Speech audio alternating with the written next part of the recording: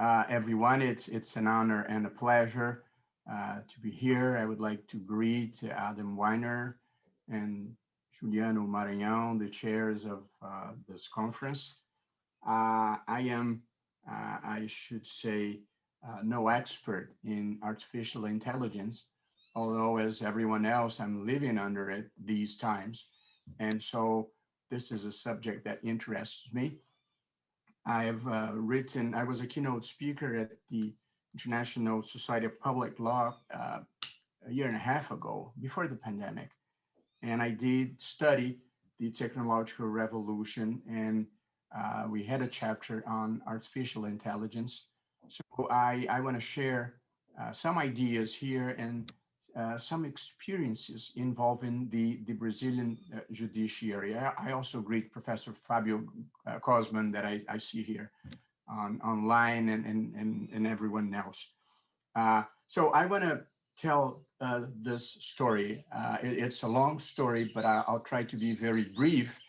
It's indeed the history of humanity and how we got to this point where artificial intelligence has come to center stage. The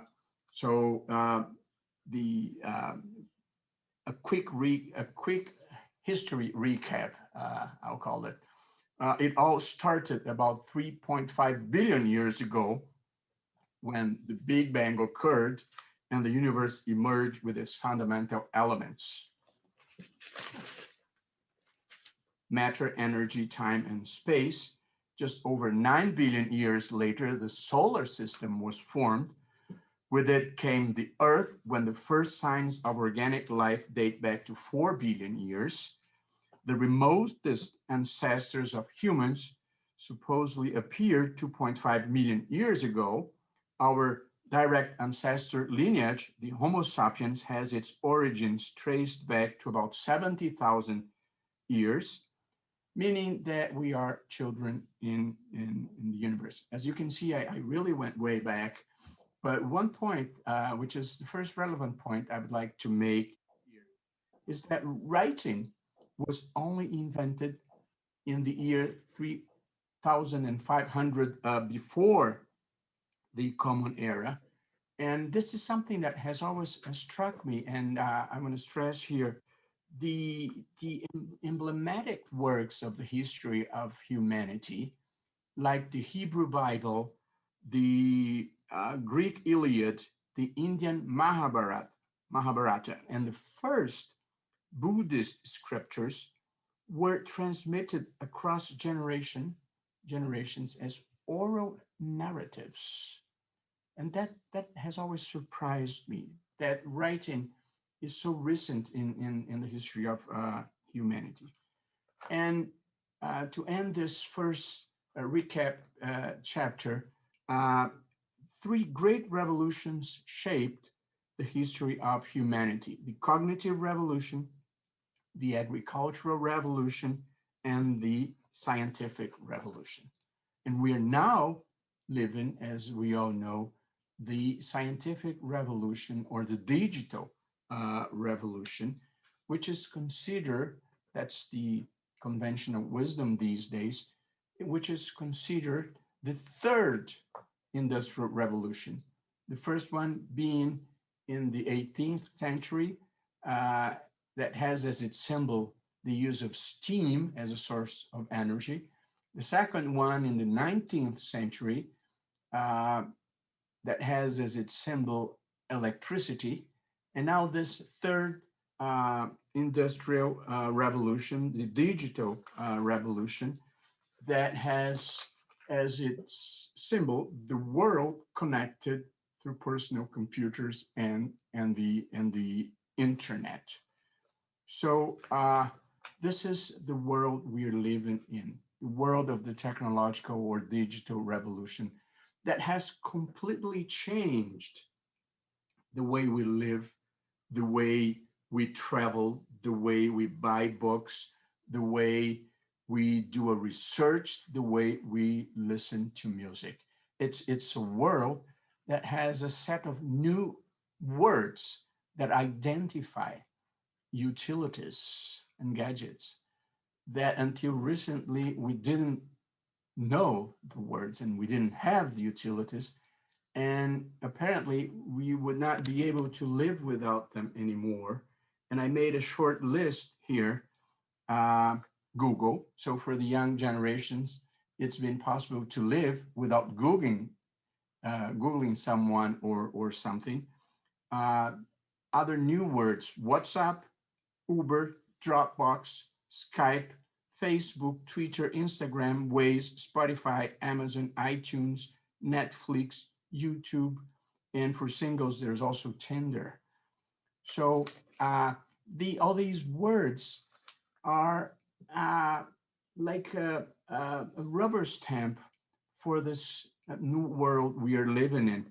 The most valuable companies today are no longer oil companies like Shell and Exxon, or manufacturers of equipment and or car makers like General Motors and Ford, or manufacturers of equipment and appliances like General Electric, which were the most valuable companies probably 20 years ago when Fabio, Cosman, and I were still very young.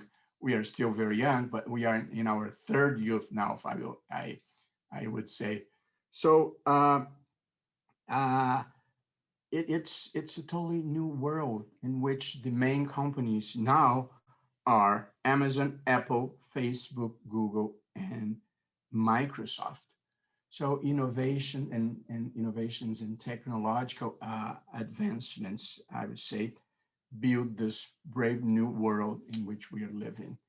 The world of information technology, biotechnology, nanotechnology, 3D printing, autonomous cars, uh, quantic computing, and the Internet of Things. Uh, and by now, we are starting to talk about the fourth industrial revolution as an unfolding of the digital revolution. This fourth revolution is a product of the fusion of information technology, biotechnology, and artificial intelligence. And then we're getting closer to our main subject here. But there is a lot going on that in some way is redefining what it means to be human.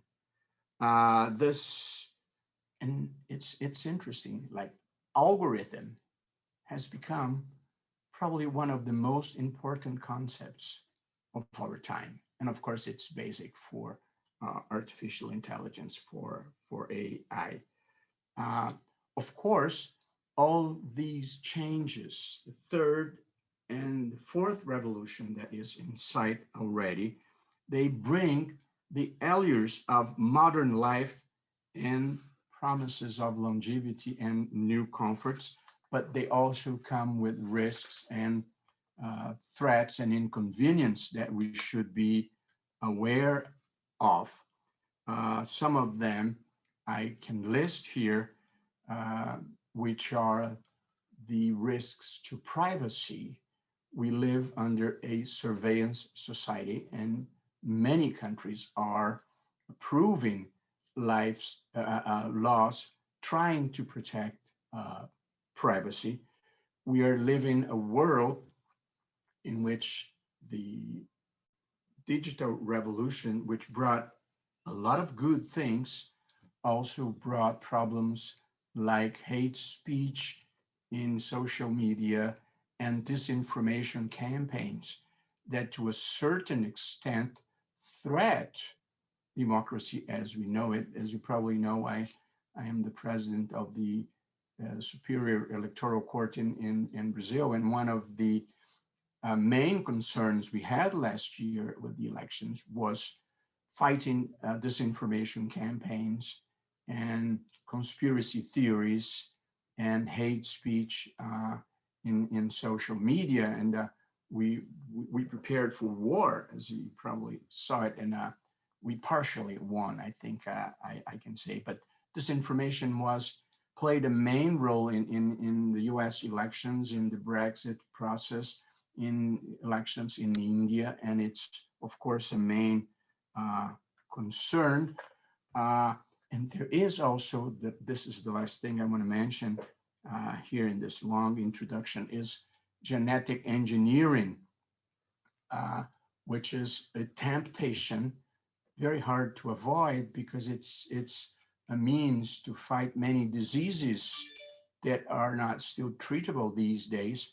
But of course, it also comes with the temptation of creating uh, Superman, creating people that look better, are smarter and stronger, and that could dramatically increase inequality in the world and just create a new oppressive elite. So this is what I would like to say about this wonderful new world we are living in with all these innovations and technological advances and some threats and risks we should be aware of. So now I talk a little bit and specifically about artificial intelligence, which I guess most people here know more than I do on that subject. But I would like to start with a short personal story. I was in Yale in New Haven in 1988, 1989, and my wife has had a friend whose husband was there at Yale also in 1988 studying artificial intelligence. 1988. I had never heard of it, as you might guess, having lived in Brazil all my life.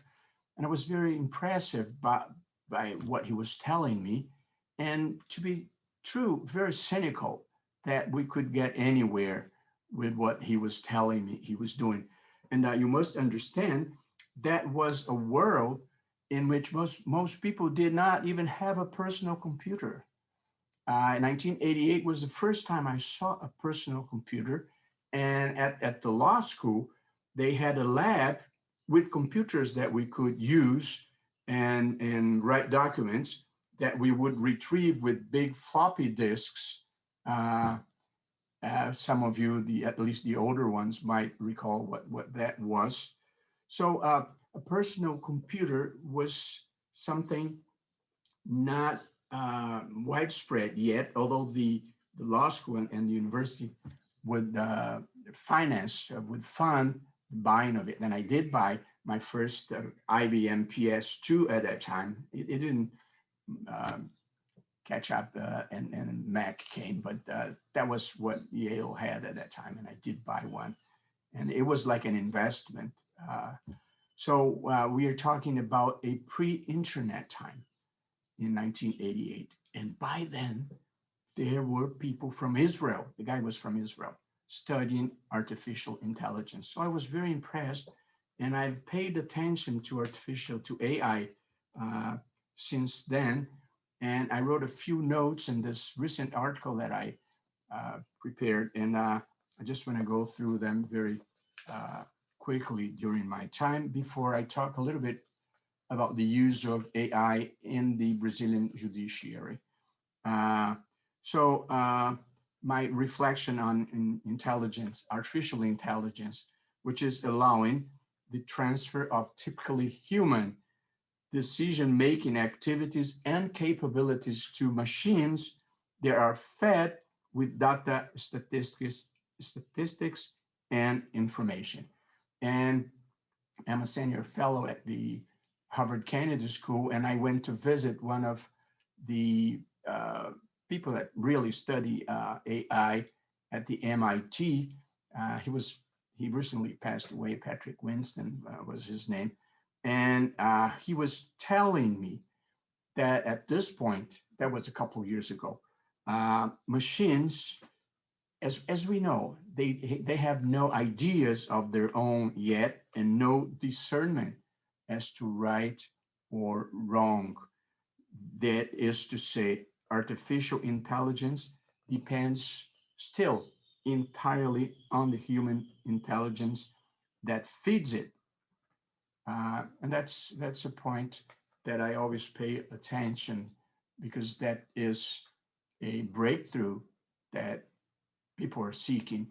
But clearly, as far as I know, um, AI do not have consciousness and emotions at this point. And I know that there have been important experiences with, playing chess or playing Go, which is a game we don't have here in Brazil, but people that describe the breakthroughs in artificial intelligence like to emphasize how the computer was able to beat the champion in this area. But as we know, artificial intelligence is now all over our ordinary lives. And I'm not talking about, well, I could be talking about Siri, that I don't know if you've seen, but it has interrupted me in court a couple times by one of them saying, I agree with you, which I was very happy to hear. And Alexa that I have here at my home, and that helps me with some basic activities and information. Uh, as I mentioned before, a lot of progress is being made with autonomous car, with self-driving cars. I often use for foreign language Google Translator, and it's amazing how much they have improved the capacities of translation with the artificial intelligence. And 1 minute before I talk about courts, I want to point out the concerns that we all have about artificial intelligence, that of course should not preclude us from moving forward, but of course that we should have in mind. Of course, there is the risk for employment and the difficulty of older people to adjust to new demands in this new uh, economy. Uh, Artificial intelligence are used for different purposes in the world, but since it's mostly a product of human information that's fed into machines, we must be aware that we should not reproduce prejudices and discriminations that we find in our society, so that we can move on for for better. And there is one last point that struck me when I read Yuval Noah Harari's book, I think Sapiens or probably Homo Deus, when he mentioned that one of these concerns is for liberal democracy, because liberal democracy is founded on free will, on our capacity of deciding what we want to do with our lives and choosing our personal way of living a good life. And he says uh, that we are going to have a problem when the time comes in which the most important decisions of our lives will be taken heteronomously, will be taken by machines and not by ourselves. And he problematized this matter, which I find it very interesting frontier of philosophical reflection. And lastly, in Brazil, in the past years, I would say 3 years, courts have been investing in artificial intelligence. The first step, which is not very sophisticated, but it was very meaningful, was to create a electronic process, a electronic lawsuit. And the National Council of Justice has this project that the Brazilian judiciary will be 100% digital in the near future. And by the way, at the Supreme Court, almost 100% of all new cases are totally digital. So we're going paperless, uh, or just about, because people like me still like to print at least the most important parts of the process and read them on paper, which is probably a sign that I'm getting old. But this is one important step, digital processes.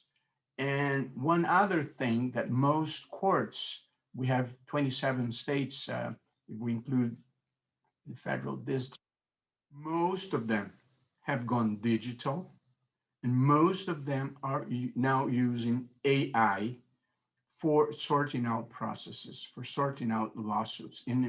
At the Supreme Court, we have this very important project called Victor, which is an AI tool that does a very important job that has simplified our lives.